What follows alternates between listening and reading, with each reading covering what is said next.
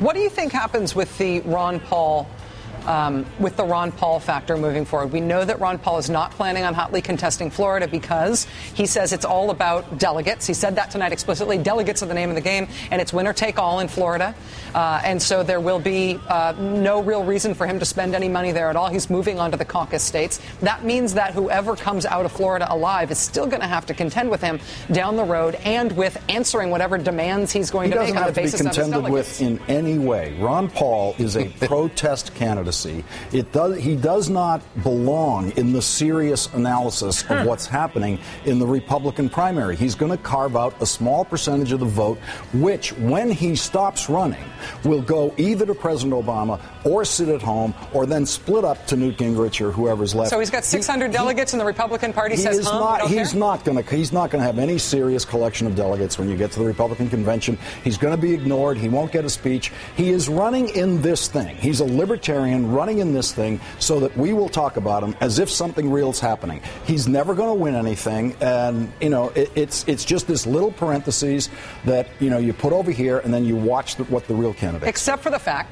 that he did not get out of the race until... He'll never get out of the race. No reason to. All he has to do is get a bus ticket to the next town with the next debate. And he keeps collecting delegates, right? I mean, the Nevada... Nothing that matters. Hold on. I know that you think that it's wrong of me to bring this up and it's not serious, but I think it matters. In Nevada, the Republican Party was destroyed by John Ensign and by everything else that happened around the Sharon Angle candidacy and all of that stuff. The Nevada Republican Party ceased to exist. And who took it over? The Ron Paul people. They stepped into that vacuum. And so when we head to the Nevada caucuses, Mitt Romney's already spending money there. Mitt Romney does not have to worry about the Newt Gingrich campaign apparatus in Nevada. He has to worry about trying to deny Ron Paul an outright victory there. Ron Paul continues to continues to go after delegates because he's going to use them for something. He has nothing he's going to use them for. There's not one thing. They won't even give him a speech. He's just doing it for fun? They're not going to give the legalized drugs, stop all wars guy a speech. He doesn't want a speech. Convention. The question, he's already said explicitly he doesn't want them. Right. So what does he want? Does he want the platform to change? He wants attention. He wants his ideas thought about. He's getting that. He represents a significant slice of the American electorate that is actually interested in a third party. These people are not represented and will not be represented in any way by the Republican nominee. They won't be represented by the Democratic nominee. What they are interested in ultimately is a third party that's viable. And right now, if you ran that third party, it'd probably get maybe 8% of the vote. Will they be disruptive, though? If he's got delegates on the floor, will they be disruptive and in many ways playing to the media to get their message out, hurt the unity they're going to try to have at the party? He will have delegates on the floor.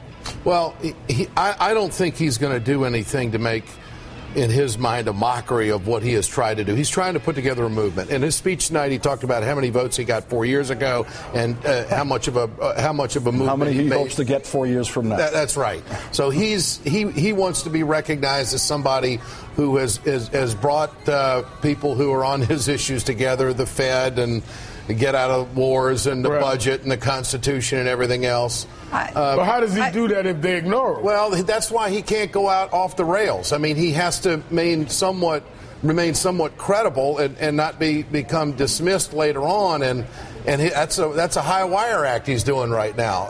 I think that's basically where it's at. I think we patronize the Ron Paul movement at our peril. And I think that when you look at what's happened over the last 8 years, not just the last 4 years, but with the Ron Paul movement, the Republican Party has no energy greater than the energy around the Ron Paul candidacy. And he's decided not to run as a libertarian candidate this time. He's done that in the past. He's not doing it. He's building towards something. There are no young people evident in any other rallies who are not either bussed in from BYU for Mitt Romney or related by birth, marriage, or some sort of cousin structure to one of the other candidates. There's no young people who are participating in Republican Party politics right now who aren't either related or interested in Ron Paul. So I think we can be patronizing to them, but I think that it comes back and bites us when they actually start changing things inside that party.